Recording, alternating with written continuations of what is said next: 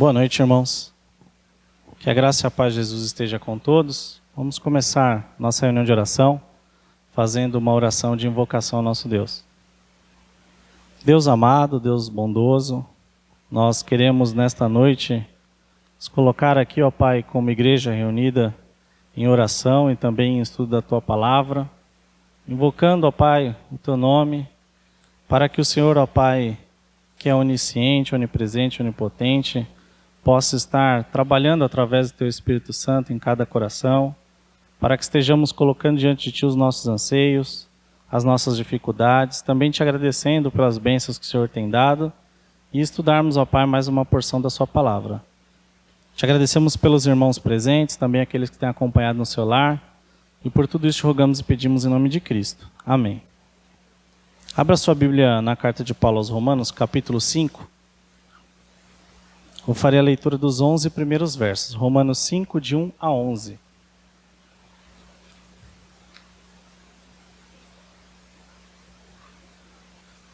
Acompanhem comigo a leitura. Justificado, pois, mediante a fé, temos paz com Deus por meio de nosso Senhor Jesus Cristo, por intermédio de quem obtivemos igualmente acesso, pela fé, a esta graça na qual estamos firmes e gloriamo-na na esperança da glória de Deus. E não somente isso, mas também nos gloriamos nas próprias tribulações, sabendo que a tribulação produz perseverança, e a perseverança experiência, e a experiência esperança. Ora, a esperança não confunde, porque o amor de Deus é derramado em nosso coração pelo Espírito Santo que nos foi outorgado. Porque Cristo, quando nós ainda éramos fracos, morreu a seu tempo pelos ímpios. Dificilmente alguém morreria por um justo, pois poderá ser que por alguém bom se anime a morrer. Mas Deus prova o seu próprio amor para conosco pelo fato de ter Cristo morrido por nós, sendo nós ainda pecadores.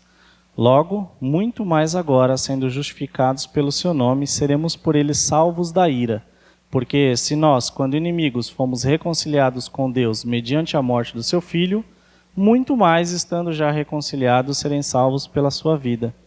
E não apenas isto, mas também nos gloriamos em Deus, por nosso Senhor Jesus Cristo, por intermédio de quem recebemos agora a reconciliação. Amém. Essas são as palavras de Paulo explicando a justificação pela fé e que nós agora passamos a ter paz com Deus por intermédio do sacrifício de Cristo. Quem nós cantaremos agora o hino de número 269, a pureza no sangue do Cordeiro.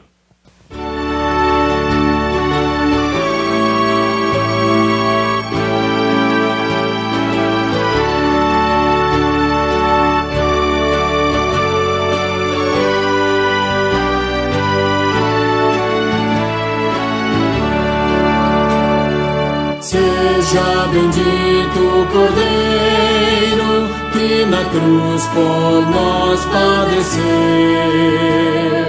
Seja bendito seu sangue, que por nós pecadores verteu. Eis que no sangue lavados, e tendo puro coração, os pecadores remidos, por Jesus tem com Deus comunhão. Alvo mais que a neve, alvo mais que a neve, sem nesse sangue lavado, mais alvo que a neve eu estou. Espinhosa coroa que Jesus por nós suportou.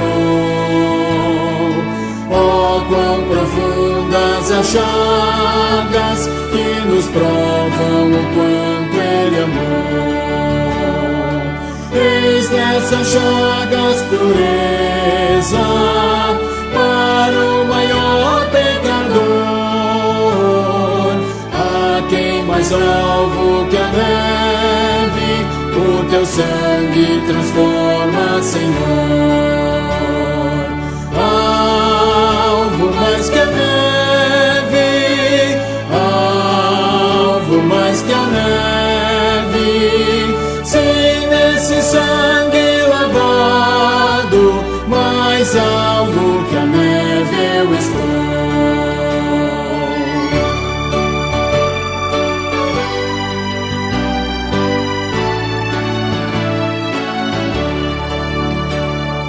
Se as faltas nós confessarmos e seguirmos na tua luz, tu não somente perdoas, purificas também, ó Jesus. Lavas de todo pecado, que maravilhas de amor, pois quem mais alvo que a neve, o teu sangue nos torna Senhor.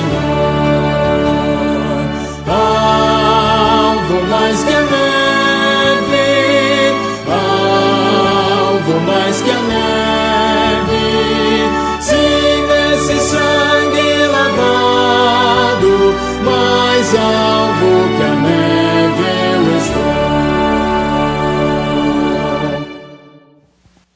Abra mais uma vez a sua Bíblia em Romanos, agora no capítulo 1. Os versos de 18 a 27. Acompanhe mais uma vez a leitura. A ira de Deus se revela do céu contra toda a impiedade e perversão dos homens que detêm a verdade pela injustiça. Porquanto o que Deus se pode conhecer é manifesto entre eles, porque Deus se manifestou. Porque os atributos invisíveis de Deus, assim o seu eterno poder, como também a sua própria divindade, claramente se reconhecem desde o princípio do mundo, sendo percebidos por meio das coisas que foram criadas. Tais homens são por isso indesculpáveis. Porquanto, tendo conhecimento de Deus, não o glorificaram como Deus, nem lhe deram graças. Antes se tornaram nulos em seus próprios raciocínios, obscurecendo-lhes o coração insensato.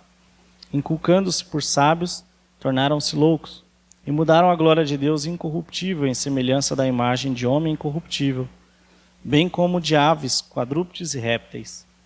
Por isso, Deus entregou tais homens à imundícia, para as concupiscências do seu próprio coração, para desonrarem o seu corpo entre si. Pois eles mudaram a verdade de Deus em mentira, adorando e servindo a criatura em lugar do Criador, o qual é bendito eternamente. Amém. Por causa disso, os entregou Deus às paixões infames, porque até as mulheres mudaram o modo natural das suas relações íntimas por outro contrário à natureza. Semelhantemente, os homens também, deixando o contato sexual da mulher, se inflamaram mutuamente em sua sensualidade, cometendo torpeza, homens com homens, recebendo em si mesmo a merecida punição do seu erro. Baseado nesse texto que demonstra a depravação do homem, o quanto o pecado nos afasta de Deus, nós vamos, neste momento, em sentido de arrependimento e confissão, cantar o hino de número 70, Perdão.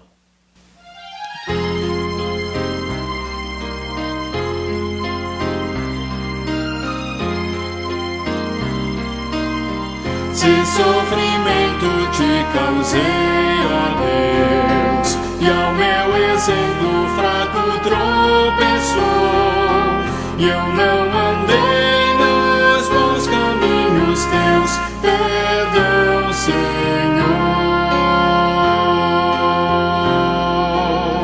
Se vão e fútil foi o meu falar, e amor ao meu irmão não demonstrei, ao sofredor eu não quis ajudar, perdão, Senhor.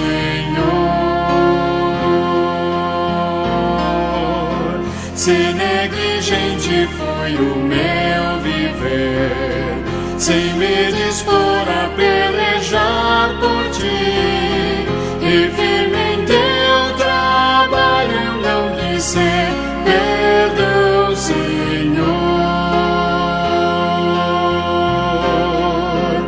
Escuta, ó Deus, a minha oração, e vem livrar-me do pecado vil, renova este pobre coração.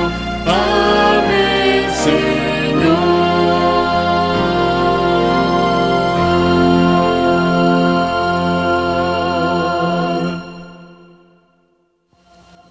Sentar-vos. Ainda no sentido de confissão de pecados, eu vou convidar o presbítero seminarista Stefano que faça uma oração de confissão e arrependimento.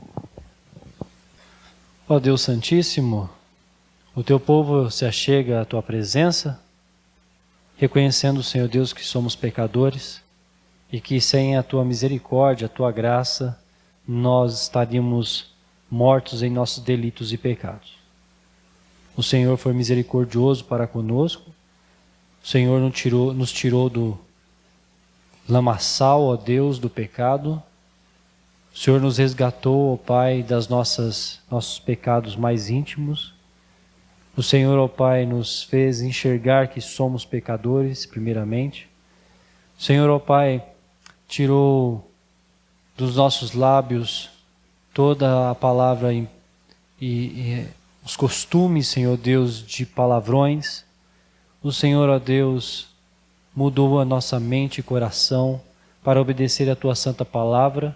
Nós que éramos desobedientes a ti, nós, ó Pai, que blasfemávamos contra o Senhor ó Pai, teve misericórdia de nós. O Senhor nos separou deste mundo em trevas para a maravilhosa luz de Cristo Jesus, nos transformando, Senhor Deus, das nossas práticas mundanas, dos nossos desejos, Senhor Deus, para com as danças, para com as festas promíscuas, para com os alimentos, Senhor Deus, que não são bons, Senhor Deus, para a nossa saúde. Tudo isso, Senhor, mudou a nossa mente, nosso coração. O Senhor tem mudado ainda, Senhor Deus, porque os efeitos do pecado, Senhor Deus, só serão modificados totalmente quando o Senhor voltar. Até lá, Senhor Deus, nos ajuda e nos preserva e nos capacita, Senhor Deus, para vencer os nossos próprios pecados, as nossas tentações, ó Pai.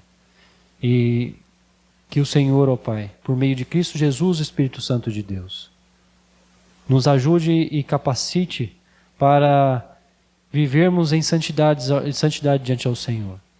Nos ajuda, Senhor Deus, como igreja, a mostrar ao mundo que é possível vencer.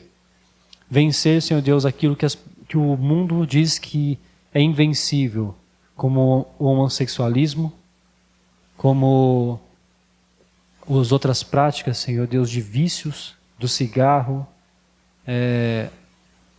das drogas, os costumes, Senhor Deus, as práticas, Senhor Deus, dos jogos. O Senhor, em nome de Cristo Jesus, pode e vence, Senhor Deus, essas práticas. E nos ajuda também, Senhor Deus, a fazer assim. Por isso nos perdoa. Perdoa, Senhor Deus, quando nós nos deparamos com esses atos que são contrários à Tua vontade. E nos ajuda, Senhor Deus, a caminhar em progresso, em santificação, em preservação, olhando para Cristo sempre e com o bom alvo, Senhor Deus, da glória eterna. Em nome de Cristo Jesus. Amém, Senhor. Continuamos com a carta de Paulo aos Romanos aberta, no capítulo 1, os versos 16 e 17. Vamos fazer essa leitura conjunta, ainda que assentados? Romanos 1, 16 e 17. Pois não me envergonho do Evangelho, porque é o poder de Deus para a salvação de todo aquele que crê, primeiro do judeu e também do grego, visto que a justiça de Deus se revela no Evangelho de fé em fé, como está escrito, o justo viverá pela fé. Essa é a nossa esperança, que o Evangelho nos revela a fé, mostrando que aquele que crê viverá por meio dessa fé, a fé em Jesus. Nós colocaremos agora diante de Deus os nossos pedidos. A você em casa, convido que junto à sua família esteja orando pela nossa nação, pela pandemia, a nossa igreja, a liderança, pelos desempregados, os enfermos. Os demais pedidos compartilharemos com os irmãos aqui na igreja.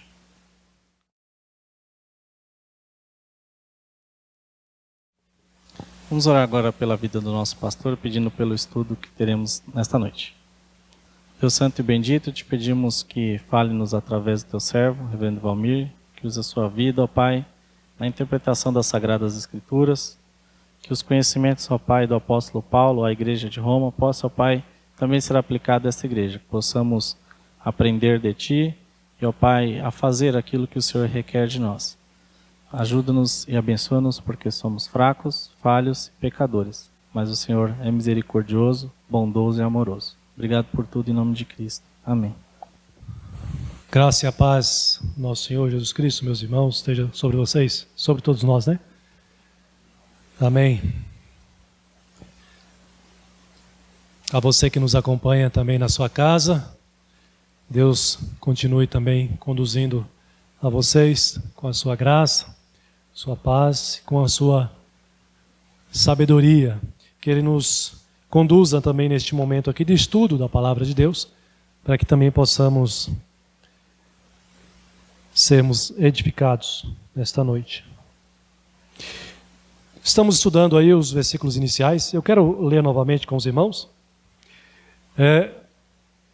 essa introdução do apóstolo Paulo, que é a saudação inicial. E logo em sequência, darmos continuidade de onde nós paramos. Romanos capítulo 1, versículo de 1 a 7. Nos diz assim a palavra de Deus. O apóstolo Paulo faz uma autoapresentação aqui.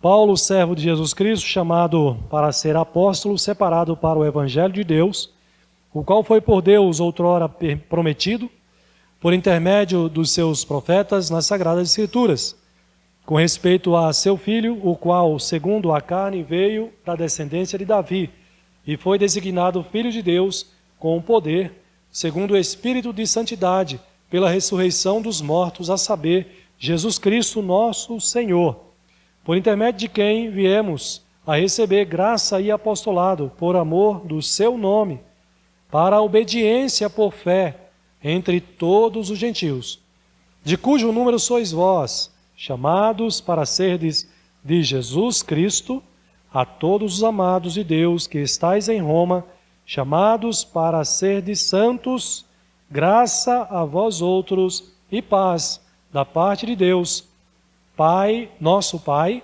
e do Senhor Jesus Cristo. Amém. Bom, eu já disse para vocês que essa é a saudação mais longa que nós temos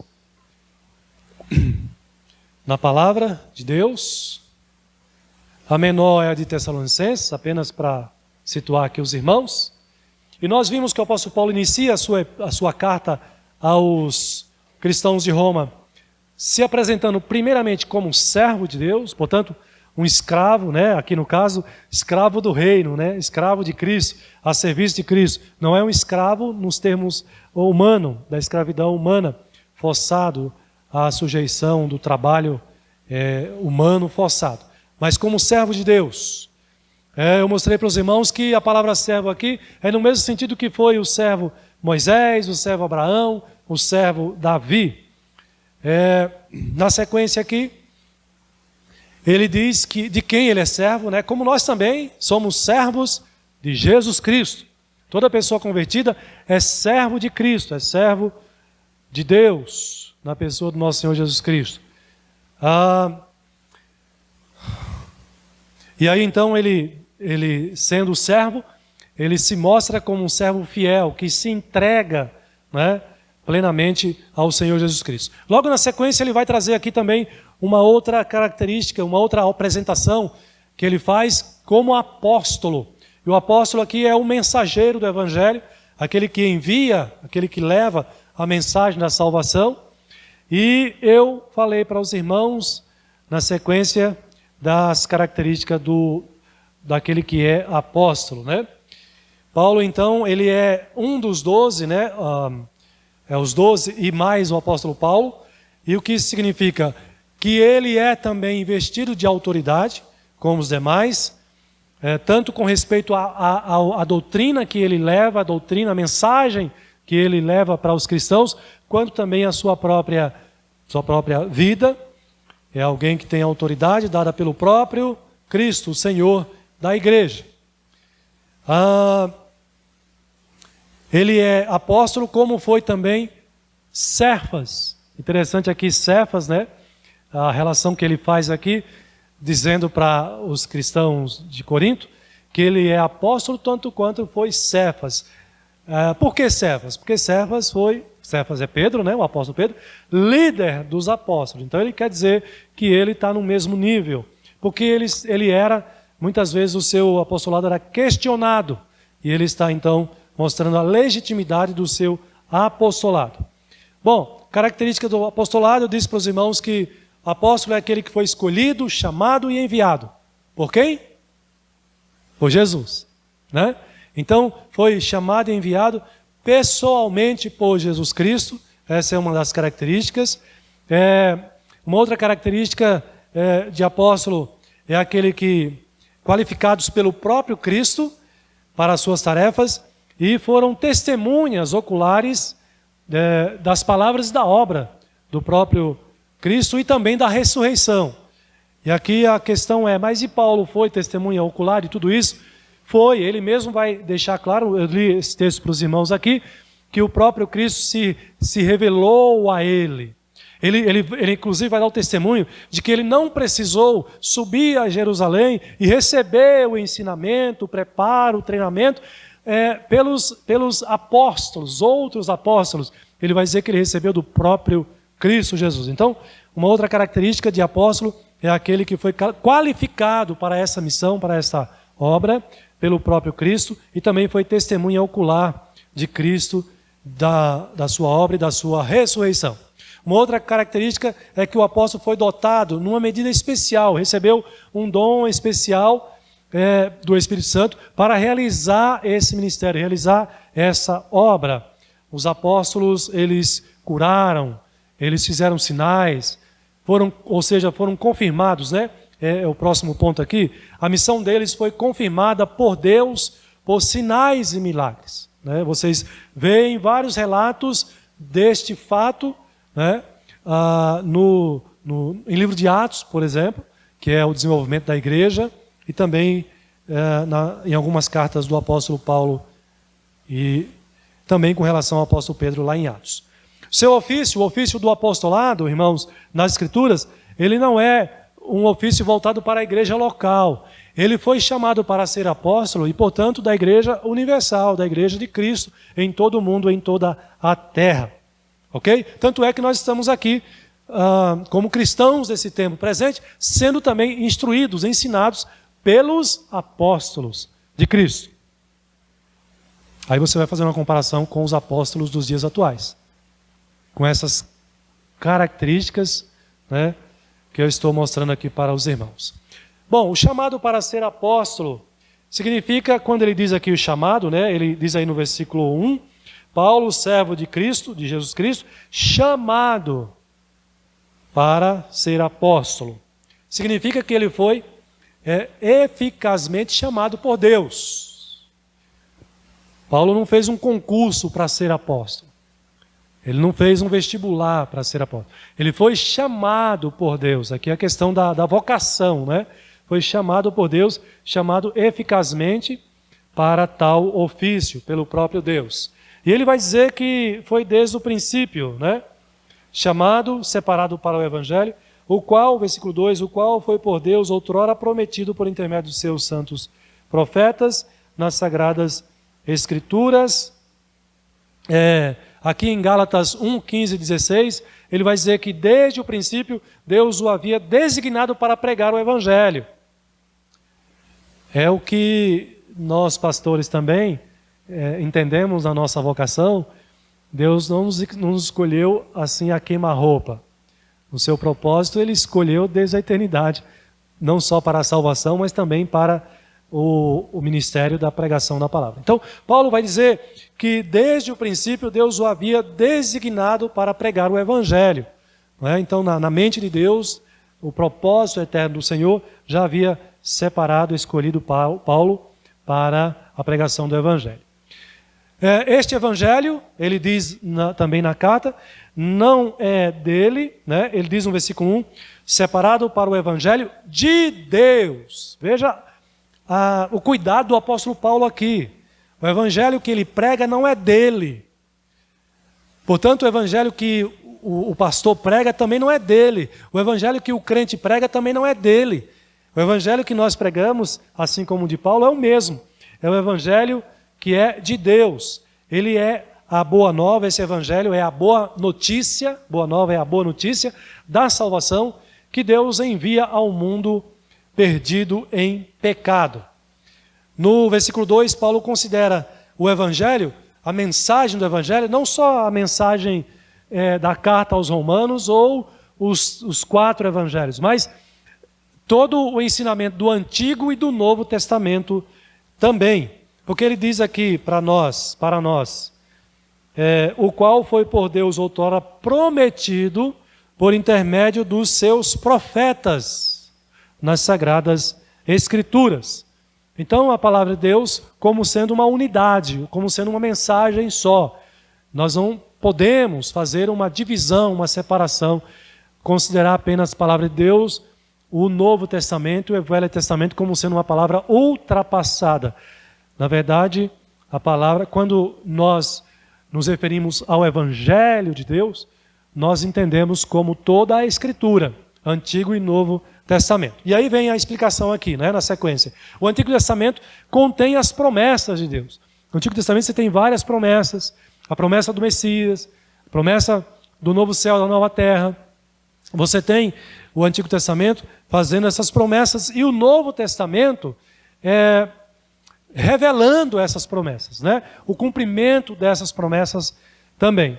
Então, o Novo Testamento revela promessas que estavam e que seriam cumpridas. Foram anunciadas no Antigo Testamento e agora sendo cumpridas no Novo Testamento. Resumindo, esse resumo aqui vocês vão ver que ficou mais complicado do que o que eu já disse até aqui, Se você ler rápido, você não vai entender. O Antigo Testamento é pelo Novo explicado. Até aqui tudo bem, certo? Está claro até aqui? O Antigo Testamento é pelo Novo explicado, porque é isso mesmo, ok? Vocês têm dúvidas sobre isso? Você também em casa tem dúvidas sobre isso? Não, O Antigo Testamento é explicado pelo Novo. E o Novo está no Antigo contido. O Novo Testamento está contido no Antigo Testamento, através das promessas e de tudo que está registrado no Antigo Testamento. Ou seja, o Novo está no Antigo oculto, ainda não claramente revelado. Por quê? Por exemplo, pergunto para vocês, e você também pode responder aí para você em casa. Jesus Cristo, o Antigo Testamento revela Jesus Cristo? Fala a respeito de Jesus? Fala. Mas não fala tão claramente, não revela tão claramente quanto o Novo Testamento, ou como o Novo Testamento revela. Certo? O Novo Testamento, então, ele está presente no Antigo Testamento, mas oculto, nas sombras. Quando nós temos a mensagem no Novo Testamento, aquilo que é sombra, a luz lança, a sua claridade sobre as sombras. E agora você enxerga mais claramente o Messias, a sua obra, a doutrina da eleição. Você entende mais claramente quem é ou quem são os verdadeiros israelitas. Olha como Paulo, aqui vocês vão entender mais na frente, como Paulo vai explicar tão claramente quem são os verdadeiros israelitas. Não é apenas o judeu descendente de Abraão. Ele vai dizer que é aquele que o é espiritualmente descendente de Cristo. Ok? Então o Antigo Testamento também está no Novo revelado. Assim como o Novo Testamento está oculto no Antigo, agora o Antigo está no Novo revelado. Então o que você percebe aqui, irmãos? Que não é impossível fazer essa separação. Antigo Testamento e Novo Testamento é uma unidade, a Bíblia é uma unidade, um livro só, uma mensagem só. Embora você tenha o Antigo Testamento e o Novo Testamento, mas eles apresentam a mesma mensagem. Veja só, o próprio apóstolo Paulo e também Jesus consideram o Antigo Testamento o texto sagrado. É um texto sagrado. É a palavra de Deus, o Antigo Testamento não pode ser desprezado. João capítulo 10, versículo 35, apenas para a gente confirmar essa informação, você tem aí o próprio Jesus dizendo: se ele chamou deuses, e aqui é uma referência que Jesus faz ao Antigo Testamento. Se ele chamou deuses aqueles a quem foi dirigida a palavra de Deus, né, aqui a palavra de Deus é a palavra do Antigo Testamento, ele está se referindo a um contexto do Antigo Testamento. Jesus diz: e a Escritura não pode falhar, se referindo ao Antigo Testamento, o que significa que Jesus aqui considera o Antigo Testamento como sendo palavra sagrada, livro sagrado. Capítulo 17, versículo 17 de João ainda. Você tem aí as palavras de Jesus: santifica-os na verdade, a tua palavra é a verdade. Eu pergunto para os irmãos, qual era a palavra que os discípulos de Jesus tinham e os judeus tinham na época de Jesus? Eles já tinham o Novo Testamento como nós temos hoje? Não, eles tinham a lei, eles tinham os profetas. E Jesus está dizendo: santifica-os na verdade, a tua palavra é a verdade. Então, o que nós estamos dizendo aqui é que Jesus considera o Antigo Testamento como sendo palavra de Deus. Quando alguém rejeita o Antigo Testamento, né, concluindo aqui, o que significa? Se você tem um cristão, um crente, que diz que rejeita o Antigo Testamento e abraça só o Novo Testamento, o que significa? Rejeitar o ensino do Antigo Testamento significa rejeitar o ensino de Paulo e o ensino de Jesus. Rejeitar o ensino do Antigo Testamento significa rejeitar também o Novo Testamento. Não pode haver essa ruptura, porque a Bíblia é uma unidade só. Até aqui está claro para vocês? Alguma dúvida? Tranquilo? Vocês concordam com isso também? Ou vocês creem na Bíblia só no Novo Testamento? O Antigo Testamento despreza. É lei, pastor. Eu quero ver no tempo da graça, né? Tudo de graça. É livre. Tem gente que pensa assim, né? Nós sabemos que não é. Bom, na sequência, lá de Romanos ainda, voltando para o nosso texto, Paulo vai dizer, declarar que Jesus Cristo, quem é Jesus Cristo? Quem é esse a quem ele entrega a sua vida? E diz que ele é escravo, que ele é servo. Ele vai declarar que Jesus Cristo é o Filho de Deus, né? Olha o versículo 3. Com respeito a seu Filho, o qual segundo a carne veio da descendência de Davi. Então Paulo não tem nenhuma dúvida, e a gente precisa lembrar do contexto de Paulo, do contexto desses cristãos, que é diferente do contexto de hoje. Hoje você não tem nenhuma dúvida, você nem pensa. Né? Você, é maneira de dizer, né? Os cristãos de hoje não tem essa crise. Então você fala, Jesus é o Filho de Deus, já está sedimentado na cabeça dos cristãos do nosso tempo, que Jesus é o Filho de Deus. Mas na época de Paulo, na época dos apóstolos, na época desses judeus, era diferente. Aliás, ele foi condenado por esse motivo também, blasfêmia. É filho de Deus, blasfêmia. Né? Está se igualando ao divino. Então, veja, naquela época, naquele contexto, não era tão simples assim reconhecer e aceitar Jesus Cristo como Filho de Deus. Mas Paulo não tinha mais essa crise. Ele já tinha entendido que Jesus era Filho de Deus. Inclusive, ele vai ensinar isso nas suas cartas, deixar isso muito claro nas suas cartas, mostrando, inclusive, que é por isso que Jesus tem o poder para salvar o pecador. Ele também diz que o Salvador era Filho de Deus, independente e anterior à própria concepção da natureza humana de Jesus. Jesus não se tornou Filho de Deus após o nascimento de Maria. Ele entende que Jesus era Filho de Deus desde a eternidade. Aqui a questão para a gente fazer a separação. Jesus passou a existir após a encarnação? Não. Ele é eterno.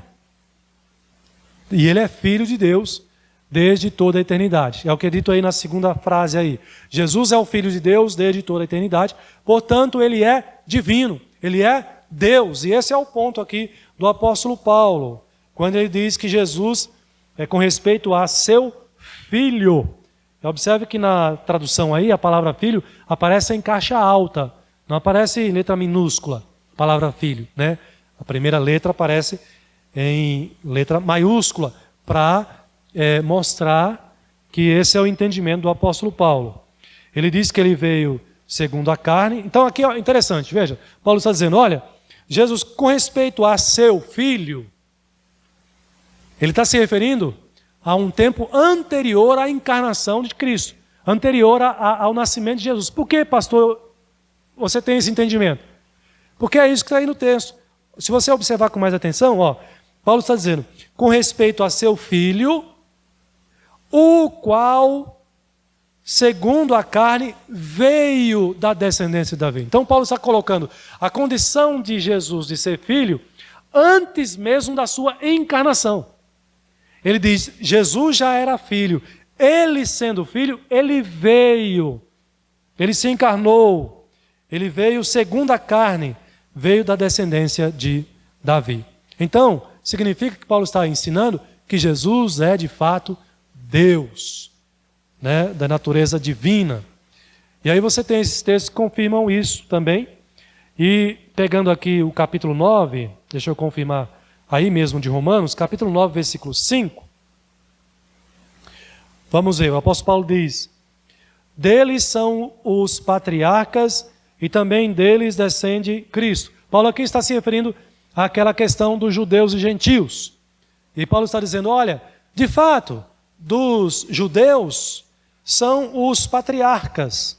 Dos judeus também descende Cristo, segundo a carne. Ou seja, Cristo veio da descendência de Davi. Logo, Cristo veio da linhagem dos judeus. Então, Cristo descende dos judeus.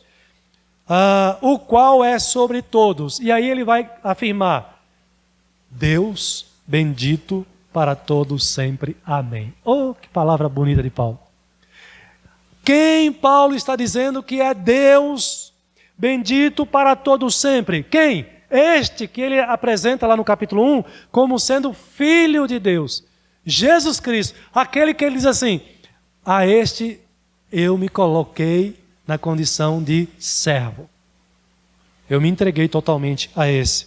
E quem é esse, Paulo? Esse é o Deus eterno, o Deus bendito para todos sempre, né? Como ele diz aí.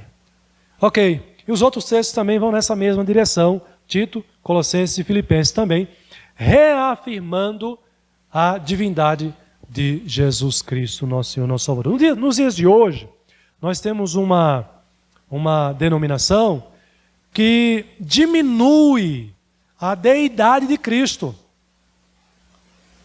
Diminui a divindade de Cristo. Então, precisamos ficar muito atentos, porque esse ensino é relevante também para os nossos dias.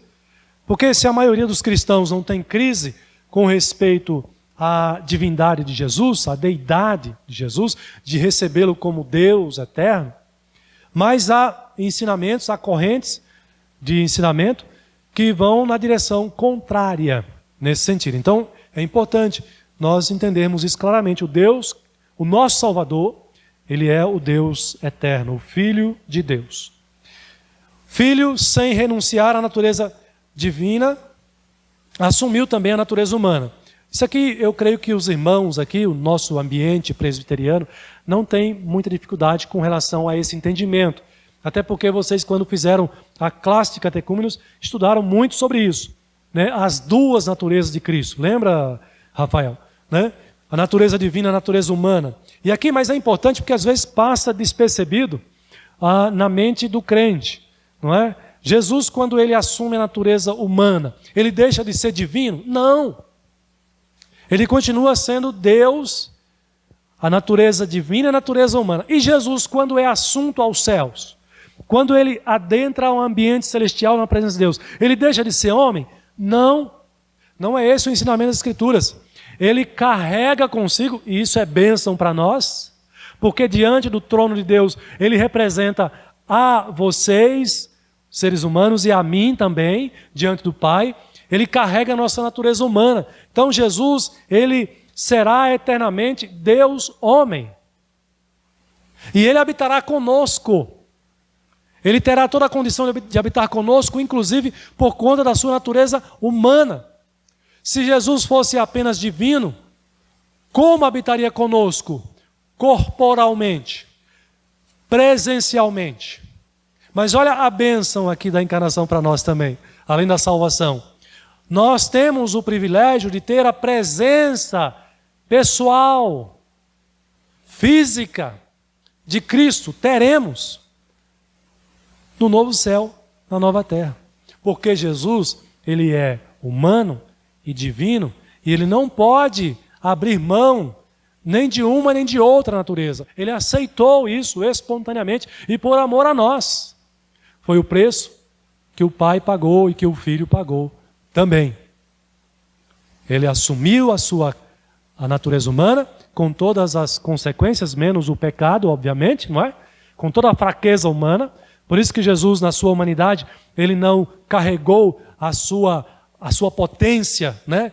O poder que ele tem. Ele teve que temporariamente abrir mão da sua glória, do seu poder, por causa da sua fraqueza humana. Isso também está no Evangelho de João, explícito. Então veja, ele é filho sem renunciar à natureza divina, e aí ele assume a natureza humana. E aí pronto, não tem mais, ele não vai mais abrir mão da natureza humana.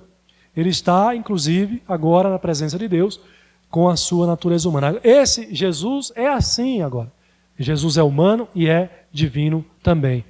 E isso foi a grande bênção para nós, pecadores. É claro que essa união entre a natureza divina e humana, não é, ultrapassa a nossa compreensão. Você não consegue entender humanamente como é essa fusão nos seus detalhes. E isso também não interessa a nós. Não é isso que Deus quis revelar para nós. Basta apenas sabermos que foi assim. Agora, como isso aconteceu, não é? A ciência explicar isso é impossível. E não está revelado, não compete a nós, homens. Compete a nós crermos, porque isso foi real e historicamente comprovado. Você tem um testemunho, inclusive, dos apóstolos, no livro de Atos, no comecinho. O próprio apóstolo Paulo também dando esse testemunho, de terem visto o Cristo ressurreto. O próprio Cristo fez questão de se apresentar aos apóstolos, após a ressurreição, para que comprovassem a sua materialidade ou o seu corpo, né, fisicamente. Então, basta-nos a fé de que o nosso Salvador é o Deus homem, aquele que se encarnou. Mas Paulo traz uma outra informação aí no capítulo 1, versículo 3, lembrando, né, que esse Salvador é da semente de Davi. E por que isso é importante? E foi necessário? Porque foi a promessa. A promessa no Antigo Testamento é que o Salvador que Deus enviaria, o Messias, esse viria da descendência de Davi, da semente de Davi. Você tem vários textos, e os irmãos também conhecem algum desses textos que revelam esse ensinamento, essa promessa. Eu vou destacar aqui apenas o Salmo 89, deixa-me ver se ele é claro nesse sentido. Versículos 3 e 4, que mostra Jesus como sendo descendente de Davi, ou da semente de Davi. 89, verso 3 e 4 diz assim: Fiz aliança com o meu escolhido e jurei a Davi, meu servo. Versículo 4: Para sempre estabelecerei a tua posteridade e firmarei o teu trono de geração em geração. Observe que a palavra aqui, a promessa é para sempre. Firmarei o teu trono. Isso é possível por meio de Jesus, porque só ele vive eternamente. Percebe a diferença? Davi já morreu, seus filhos já morreram, seus netos, tataranetos já não existem mais. Mas Jesus continua vivo. E é ele que veio para assentar no trono, para reinar. Então, irmãos, a promessa foi possível por conta e por causa de Cristo Jesus. Então, foi importante que no Novo Testamento fosse revelado a descendência de Jesus. Ele descende de Davi, conforme a promessa no Antigo Testamento. Se ele não fosse descendente de Davi, não teria sido o Messias, porque o Messias viria por meio da descendência de Davi. A profecia, então, tinha que se cumprir. Se não me falha a memória, vocês podem também comprovar isso nas genealogias que vocês têm nos evangelhos. Por exemplo, no Evangelho de Mateus, logo no início, olha que bonito. Livro da genealogia de Jesus Cristo, filho de Davi, filho de Abraão. Olha que bonito. Aqui você tem dois principais líderes, né, patriarcas do povo de Deus, Abraão e o próprio Davi também. Então, irmãos, essa profecia tinha que se cumprir exatamente desta forma, por meio da descendência de Davi. Voltando ao nosso texto de Romanos, que é o que nós estamos estudando, Paulo traz uma outra informação. Ele já disse que é o Filho de Deus, portanto Deus, e agora ele vai dizer que é com poder, né? O Filho de Deus com poder. O versículo 4. E foi designado o Filho de Deus, 4 de Romanos. Foi designado o Filho de Deus com poder. Bom, desde toda a eternidade ele era Filho de Deus, mas durante a sua encarnação, como eu já adiantei para os irmãos, o seu poder ficou oculto, não é? Por causa da sua encarnação, da própria carne, do seu corpo, da sua fraqueza enquanto ser humano. E na ressurreição, o seu poder começou a resplandecer em toda a sua glória pela ação do Espírito Santo. Veja que no versículo 4, Paulo está dizendo que ele foi designado Filho de Deus com poder, segundo o Espírito de santidade, pela ressurreição dos mortos. Então, embora na sua encarnação o seu poder ficou oculto, na sua ressurreição ele reassume, né, a sua glória, o seu poder, novamente toda a sua glória, pela ação do Espírito Santo. A gente precisa lembrar que quando Jesus, no período da sua encarnação, do seu ministério, ele ficou com o seu poder oculto, mas não podemos esquecer que ele teve toda a assistência do Espírito Santo de Deus Todo-Poderoso. Então, todo o poder que foi realizado no ministério de Cristo foi realizado por direção, por ação do Espírito Santo de Deus que o assistiu em todo o tempo. Cristo é ressuscitado, ele é revestido do seu poder novamente e é assunto aos céus. O Espírito Santo, ele é enviado, né, de maneira oficial para continuar dando toda a assistência à igreja, a nós agora. Então nós não temos a presença de Cristo pessoal, mas nós temos a presença do Espírito Santo com poder. E é esse Espírito Santo, no poder dele, que a igreja resiste, que a igreja não fecha as portas, que o crente confessa a sua fé e professa a sua fé e luta contra o pecado e luta contra o mundo no poder de Deus por meio do Espírito Santo. É o Espírito Santo que nos convence do pecado, da justiça e do juízo, nos convence da salvação em Cristo Jesus, né, porque ele é a unção de Deus em nós. A glória de Cristo, né, a sua glória não pôde se manifestar antes porque era carne, e na fraqueza da carne foi entregue à morte. Não é? 2 Coríntios capítulo 13, versículo 4. Deixa eu ler esse texto aqui para os irmãos também, com respeito a esse ensinamento. Eu estou indo muito rápido, vocês estão conseguindo acompanhar? Eu estou andando um pouquinho mais rápido aqui para a gente concluir essa parte hoje aqui. Vocês estão conseguindo acompanhar? Eu estou muito rápido. Quer que eu desacelere? Eu desacelero, se vocês quiserem. 2 Coríntios capítulo 13, versículo 4, diz assim: porque de fato foi crucificado em fraqueza. Veja a questão da encarnação de Cristo, né, da carne. Foi crucificado, diz Paulo, em fraqueza. Contudo, vive pelo poder de Deus.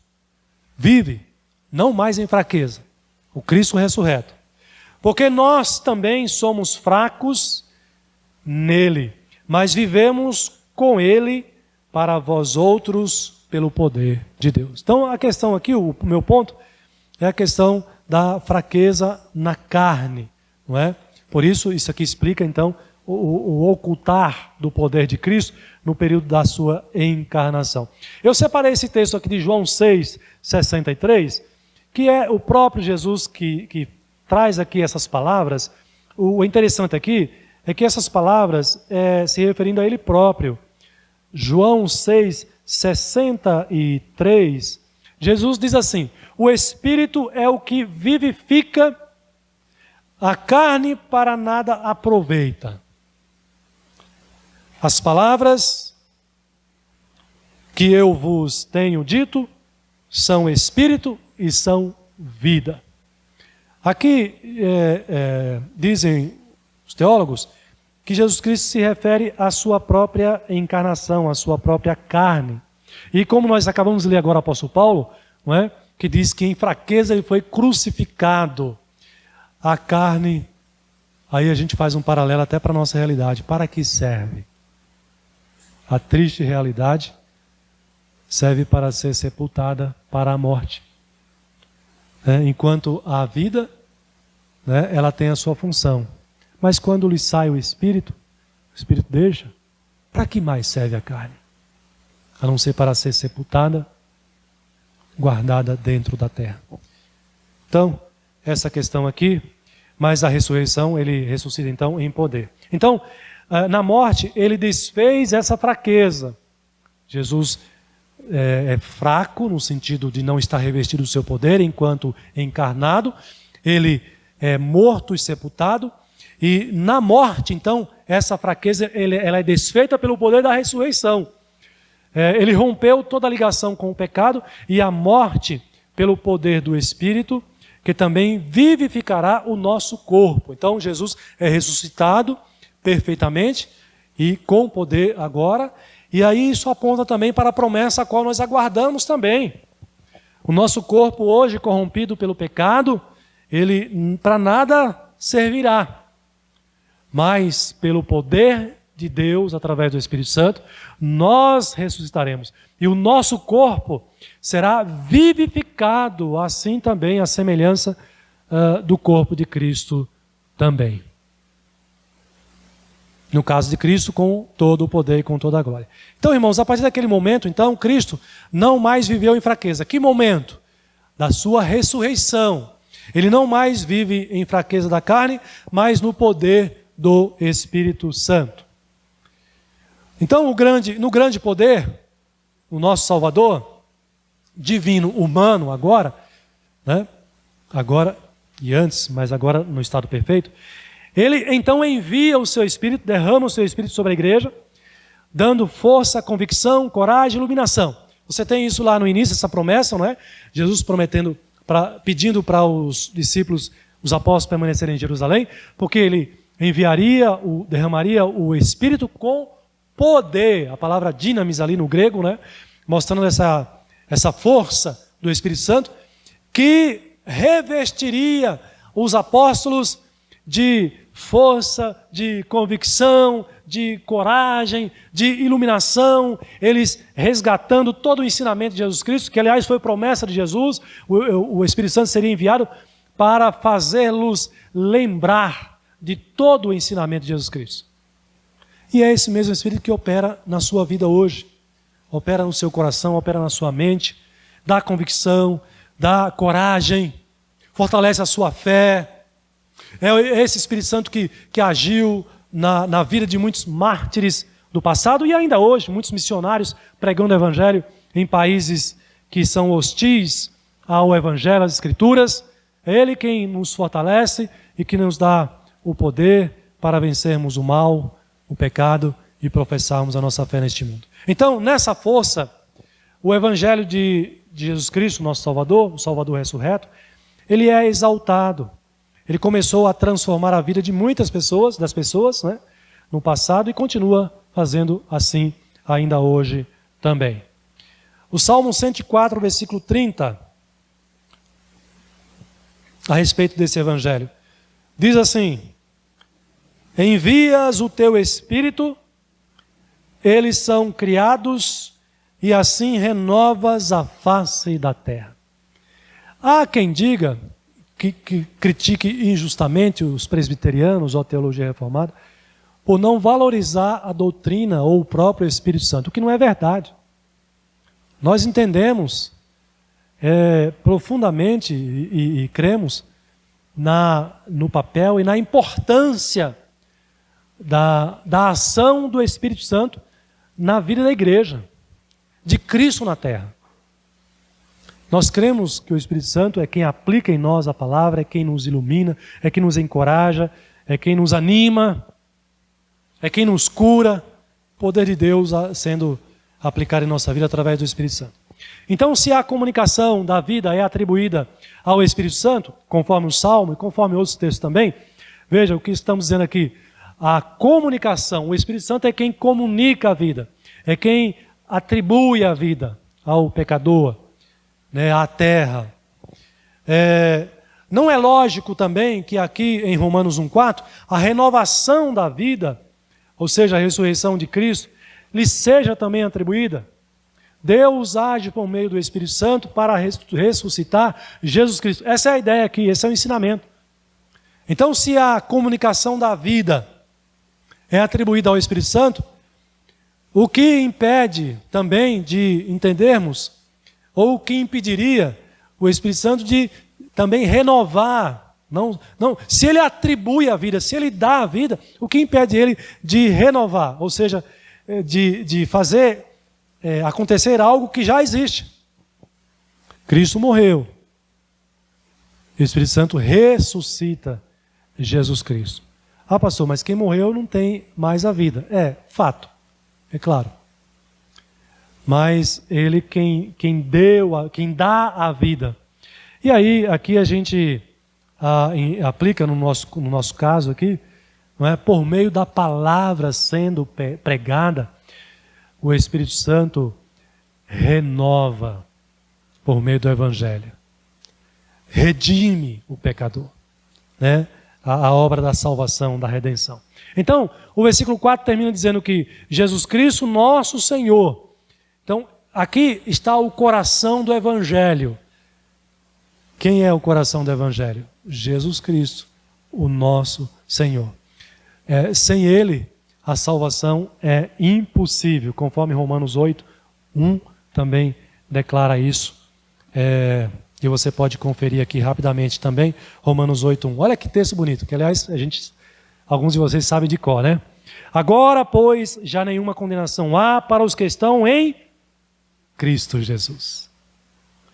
E é só isso que diz o versículo 1, mas é suficiente. A bela palavra. Agora, pois, já nenhuma condenação há para os que estão em Cristo Jesus. Estes têm a vida eterna, que não pode ser mais tirada desses. Então, Cristo salva e capacita para a obra. Os versículos de 5 a 7 vão mostrar, o apóstolo Paulo vai mostrar essa realidade. Ele vai dizer que Cristo o salvou, ele não tem nenhuma dúvida disso, e o capacitou com o dom do apostolado, né, para testemunhar de Cristo. Ele recebeu essa graça na sua conversão. Vocês conhecem a história da conversão de Paulo, não é? Se há alguém que não conhece, eu recomendo que leia esse capítulo 9 de Atos, que trata da conversão do apóstolo Paulo, como ela ocorreu aqui. E aqui Paulo está dizendo, no versículo 5 de Romanos. Volte seus olhos aí para o versículo 5, de Romanos. Por intermédio de quem viemos a receber graça. Intermédio de quem? Quem é que Paulo está servindo aqui? Jesus. Porque no versículo 4 ele está falando de Jesus. Então ele está dizendo, por intermédio de Jesus viemos a receber graça. A graça aqui é a salvação. Mas não só a salvação, ele vai dizer, e apostolado por amor do seu nome. Então Paulo não tem dúvida nenhuma de que Cristo salvou e Cristo o enviou na missão de pregar o Evangelho. Ele diz que recebeu o dom, né, versículo 5b, para produzir obediência, e essa obediência aqui é entre os gentios. À medida que Paulo vai pregando o Evangelho aos gentios, né, porque o versículo 6, ele diz assim, o versículo 5, parte B, para a obediência por fé. Então ele diz, eu sou apóstolo, ou seja, eu prego o Evangelho para que o Evangelho seja obedecido por meio da fé. entre todos os gentios.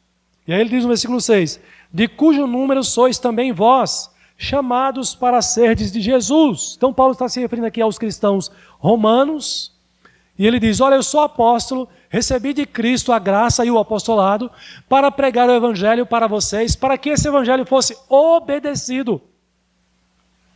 Dentre os que recebem o evangelho, vocês também. Então o evangelho é para ser obedecido. Esse é o entendimento de Paulo. E aqui Paulo se refere a todos, ele não se refere a todos os romanos, mas aos que pertencem a Deus.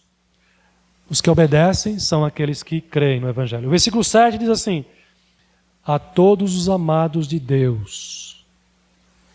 Deus amou todos os romanos? Deus salvou todos os romanos? Deus salvou e vai salvar todo mundo? Então é os amados.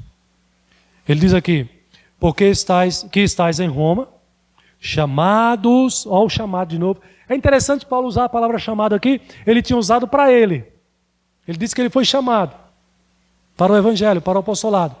Mas agora ele diz também que os crentes foram chamados. Ele diz, chamados para serdes santos. Então, irmãos,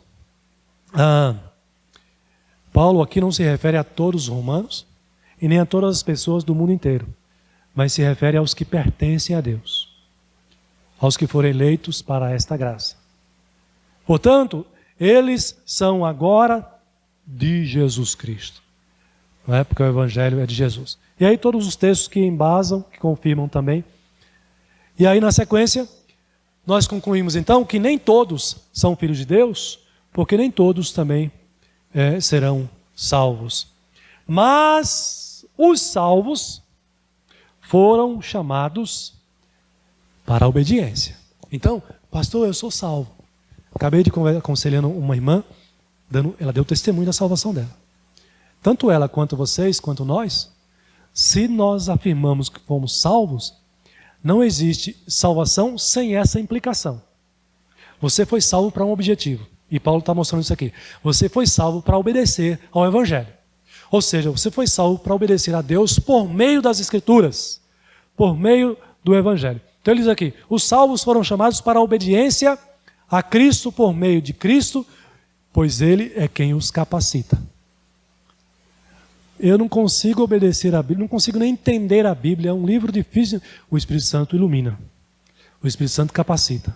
Mas como você consegue entender essa Bíblia? Diz o incrédulo, né? Como é que você consegue entender a Bíblia? Como é que você é tão apegado a essa Bíblia? Ele não entende, mas você que foi chamado, você foi chamado para essa obediência, você está sendo capacitado a cada dia a entender e a obedecer a essa palavra. Nós também temos a mesma missão de Paulo, já estou concluindo aqui. Ele diz assim então, a essa obediência por fé, ou seja, a obediência baseada na fé que vem da fé, né? Na fé que vem de Deus. Ninguém pode ter fé sem obediência e ninguém pode obedecer sem fé. Percebe a relação?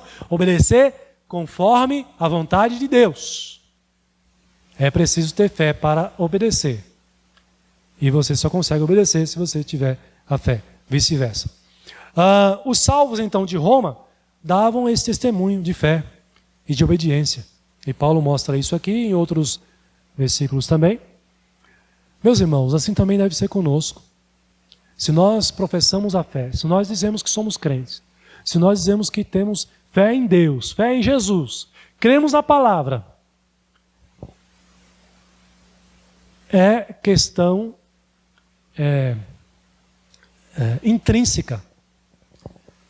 Não há como apartar. O crente que é crente, ele obedece. O crente que é crente, ele aceita a correção do seu pastor, do seu presbítero, do seu irmão em Cristo. O crente que é crente, ele aceita a exortação da palavra do púlpito. Ele não fica revoltado com o pastor porque pregou aquela palavra e ele não concorda com aquilo. Se é a palavra pregada de acordo com as Escrituras fielmente, ele vai se submeter. E isso aqui é interessante, me faz lembrar de um outro texto, né, que o sábio nos aconselha a não exortar corrigir o tolo. E ele vai dizer, porque ele pode se voltar contra você e abater você. Exorte e corrija o simples. Aqui, tolo e simples, vocês entendem o que é. O tolo é o incrédulo, é o rebelde. O simples é o humilde, é o filho de Deus.